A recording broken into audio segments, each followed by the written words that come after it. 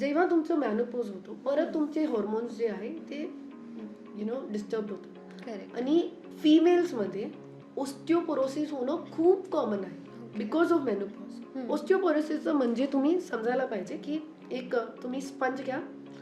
तुम्ही एक स्पंज घेतला, नवीन नवीन स्पंज कसं सोबत असतो, त्याला तुम्ही नवीन नवीन असं होल करा. ठीक आहे.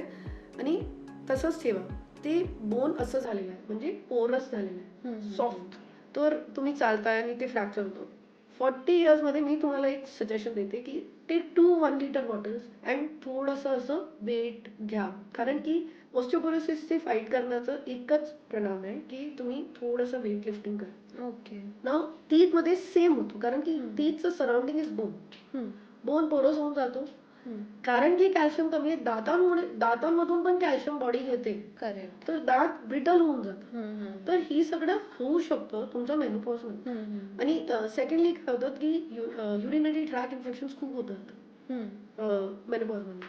तर तुम्ही अँटीबायोटिक घेत राहतात कारण की युरिनरी ट्रॅक. करेक्ट. ते अँटीबायोटिक तुमच्या तोंडावर पण असर करते. तर सर तुमच्या तोंडात काय इन्फेक्शन आहे की तो काय कीड झालेली आहे, कारण की तुम्ही ते अँटीबायोटिक घेता तुम्हाला माहिती पडत नाही त्याचा परिणाम होत होतो.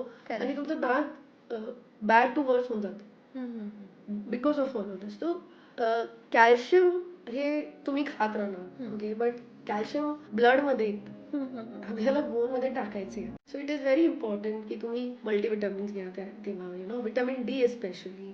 कारण की vitamin D is like a hat. Blood मधून बोन मध्ये, बोन मधून ब्लड मध्ये ते कॅल्शियमला घेऊन जाते. Calcium is the hat. आणि मला तुम्हाला ते हॅट घ्यायचे. समजा थर्ड पर्सन माझा कॅप घेतली आणि तुम्हाला दिली, तर ते जे थर्ड पर्सन आहे ते विटामिन डी आहे.